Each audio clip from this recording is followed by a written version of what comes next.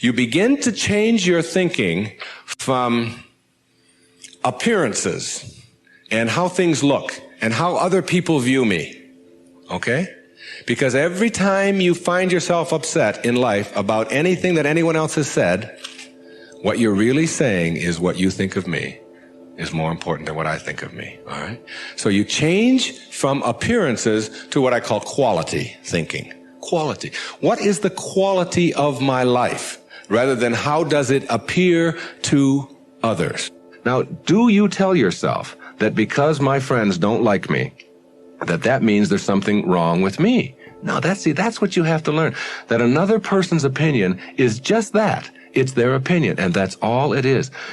Every time you are upset, or your children are upset, because of what somebody else says about them, including their peers, what you are really saying in that moment, and this is really important, what you're saying is, what you think of me is more important than what I think of myself. And you must never give anybody that kind of power and control over you, because they will always have it.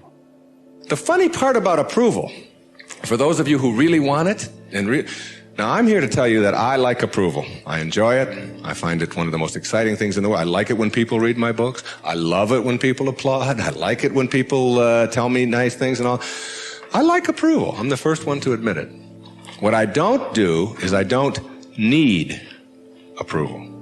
There's a big difference between wanting approval and needing approval. When you need approval, it means you become immobilized when you don't get it, from making other people's opinions more important. Now, for those of you who say, yeah, but I want approval and I need it, and if I don't get it, and so on, then understand this. The people who get the most approval in life are the ones who care the least about it.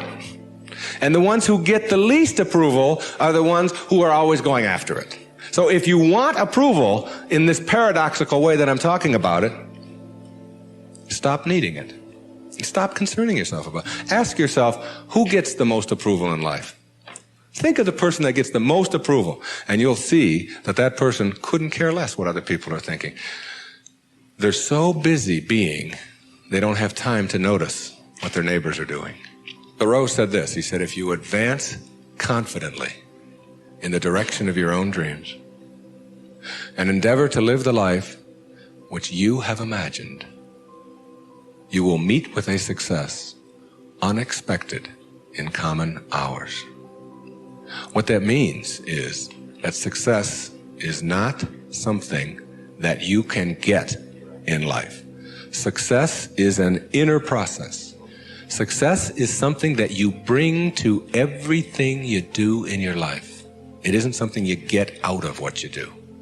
And when you get that, and you learn how to get the junk out, and advance confidently, doing what makes the most amount of sense to you based on your inner signals and the one issue of morality, which is you never interfere with anybody else's right to do the same. Each person has their own right to advance confidently in the direction of their own dreams. And when you violate that, you're violating the principle of the universe, the essence of the universe, which is cooperation and harmony. Then success will begin to chase you. And it will come into your life and arrive in your life in amounts that you never dreamt of before. That you never dreamt of. Things will start happening to you that you would never imagine before. I'm working on a book right now that's going to be called You'll See It When You Believe It. And when you start believing in some of these principles, you'll start seeing things that you were blind to for so long. When you were back here in the 2 and the 3 and the 4 and the 5, when you were moving away from yourself, as long as you're moving back towards your universal essence, your harmony with yourself, your cooperation with the rest, things will start happening in ways that you never dreamt of. Jung called it synchronicity. And it's a term that we use to explain how unexplainable coincidences sort of happen in our life. And how come these things happen? I'm going to share a couple of those with you before we leave. The quality versus appearance in your life means that you get that inner candle flame working in a way that gives you quality, independent of what other people think of you. Maslow, in defining self-actualizing, no-limit people, said they are independent of the good opinion of other people. of the good opinion of other people, independent of it. They're so busy advancing confidently, doing the things that make sense, and bringing success to changing their baby's diaper, and bringing success to weeding their garden, and bringing it to the job. They bring it on the airplane so that when they run into somebody who is rude to them, a stewardess that is rude, they don't see it as an attack on them. It's just where they are, and they send them love. Help them a little bit, you know. They're kind. When somebody wants to get in on the freeway, and they're one old temptation when they were on the 1 to the 6 side was to say, oh yeah, nobody's getting in front of me, I'm getting there first. It's like, they slow down a little bit. They don't have all that type A stuff of having to beat somebody else and having to defeat somebody. It's a new way of being. It's a way of quality where your harmony allows you to cooperate, and you are a part of what this whole thing is about. New way of being, quality rather than appearances. Another new way of being, very important. Living your life on ethics rather than rules.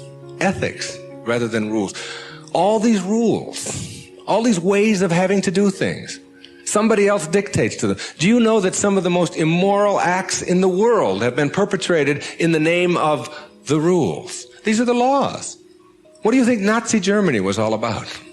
Everybody doing all these horrible things to other people. I'm only doing my job was the defense we all heard at Nuremberg. I was just doing my job. If it's an immoral rule, it's immoral to obey it. And self-actualizing people, as Maslow tells us, have rules inside of them that they could never obey, never disobey, ever. And they have to do with ethics, how you treat people. How do you think we get to where we are now? You know who Rosa Parks was? The woman in the South, the black woman in the South who said, not today, I'm not going to the back today. No way. I know what the rules are. The rules were all over the place. If you needed a reminder, there were signs every place. Colored in the back, white in the front. And she said, no, I'm sitting here. And that made all the difference. Ethics, not rules. When your children start disobeying rules that need to be disobeyed, don't be surprised. When I was in the service, they had a policy on Guam, where I was stationed, which would not allow the Guamanian civilians to shop in the PXs and the Navy exchanges. But they did allow all other civilians to shop in the Navy exchanges and PXs. But if you were Guamanian, that is, if your skin was dark and your eyes were shaped a little different, then you couldn't. A clear, outright violation. I was a serviceman. I was in the Navy. I was a communications cryptographer. They had a newspaper on the Guam Daily News, and it said, an invitation to speak your mind. And it was a letter writing contest. And they offered $75 to the first prize winner. $75. This was 1961. That was a fortune to me. That was a month's pay in the Navy at that time, almost. So I entered the contest, and I knew I would win it. I had already written a novel at that time. A whole novel I had written while I was on Guam. I knew it wasn't going to be a contest. I felt sorry for the other people entering it. I knew I was going to win this. Unfortunately, I didn't realize that when you're in the service and you have an opinion and you don't submit it to the chain of command, that you can be court-martialed for that. So the headlines on next week's Guam Daily News were, U.S. sailor assails policy of discrimination. Big, hot stuff, all right? And I was called before a vice admiral, Commander Naval Forces Marianas Islands, and threatened with a court-martial because I had disobeyed the rules, even though the rule was immoral. There are lots of them like that. And when I went in and they threatened me with a court-martial, I told them this was my battle plan. They didn't have Xerox machines in those days, so I had to get a lot of carbon paper. I wrote a letter to President John F. Kennedy, and I wrote a letter to the Secretary of the Navy, and I wrote a letter, my hometown was Detroit, I wrote a letter to the Detroit News and a letter to the Detroit Free Press, telling them what was happening to me as a result of just expressing my opinion about an immoral act that was going on over here on Guam. And I showed the naval vice admiral my letters right there. I said, I've only sent the one to the president and the Secretary of the Navy.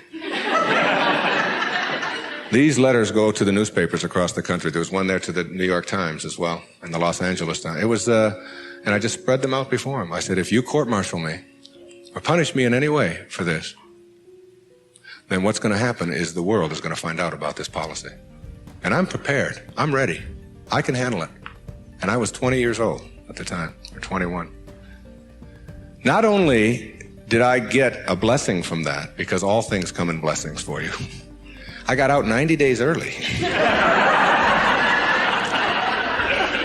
And they stamped on my record, PI, because the president took it up and sent it to the secretary. Must have. And I never heard from him, but the PI on your record means political influence. And they don't like anybody with political influence in the military. And as soon as they saw that, they said, this is somebody we probably will be giving a discharge real soon. There was no court-martial. And in September of 1962, a brand new policy was initiated on Guam, which allowed any civilian to shop in the Navy exchanges. And it came about as a result of someone saying, these rules are immoral, and therefore it's immoral to obey them. New ways of being, ethics rather than rules. And when your kids want to know why, how come these rules are so stupid? How come we have to do this? Encourage them to change them. My mother always did that. She would have to help me get out of the messes that I got myself into, because I did it in my impetuous youth. I would just, when they would say to me, what's more important, your job or school? I was just honest. I said, my job, of course. That's how I felt in those days. But what you do put out in the world is exactly what's coming back to you. And if you find things coming back to you that you don't like and don't understand, don't ask yourself why these things are coming to you. Ask yourself what you're doing to make them come back to you.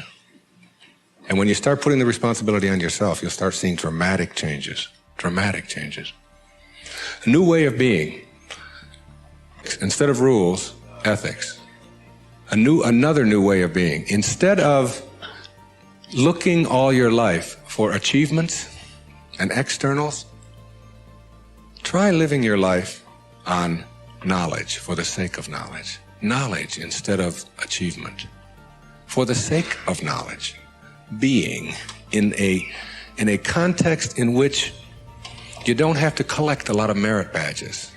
You don't have to collect a lot of awards and other people's value judgments. That you go to school or you go out into the world or you read or whatever it is you do because it makes sense to you, not because of what somebody else is going to put on a transcript or where you're going to appear in a class list. We need to help our children to understand and value the importance of knowledge for the sake of knowledge and doing things that make sense rather than taking the easy way. Knowledge rather than always trying to achieve. We're in an achievement-oriented society, which tells us that we evaluate and judge a human being based upon how many achievements he has. But most of the people who get caught up in that trap and are always in this circle of trying to get ahead, trying to always get ahead, their reward for that almost always is higher blood pressure, ulcers, early deaths, and even things like cancer, we're beginning to find out, are related to the kinds of stresses that we have. And remember, it's a perfect universe. There's no stress in it. There's only people thinking stressful thoughts. And when you put that pressure on yourself to always achieve and get ahead of the other guy, you miss what it's really all about. There's nothing wrong with goals. It's falling in love with them that's the problem. It's not being able to be flexible and alter them. If you have a goal to get here, to get $100,000 in the bank, to get to this promotion, to get 2 cars in your garage, to whatever it is that your goal is, and you're on your way to that, and you're always working at the goal, all of this stuff on your way to the goal is called striving, and that's what you learn, striving. And striving is a very low-level place to be. When you get to your goal, because all you've ever known is striving, you will just always suffer from this disease called more. You will just upgrade your goal to $200,000, 4 cars, and 2 houses, and another wife, and a younger one, and all of these kinds of things. If you have a goal and you understand that every step along the way is a present moment to enjoy and to live, then the goal won't become any obsession. I don't have any goals in my life. People ask me, where are you going to be 5 years from now? What are you going to be doing? What's next for you? I remember what Lincoln said, who to me was like the greatest person who ever sat in that White House. He said, I never had a policy. He said, I just tried to do what made the greatest amount of sense each and every day of my life as I sat there as the President of the United States. And I think there's something really significant in that you don't have to get it all planned out and follow a certain pattern and do it a certain way. If you just sort of trust your inner instincts and go with that and live each moment, the goal stuff will all take care of itself. But if you're sacrificing and pushing your life aside and suffering on your way to trying to get someplace, you'll never get there. It will always elude you, because once you get there, you'll just have to upgrade it. And that's because that's all you'll know. Nowness is that purest form of sanity, living in this moment and enjoying it. And all the rest of it will sort of work its way out.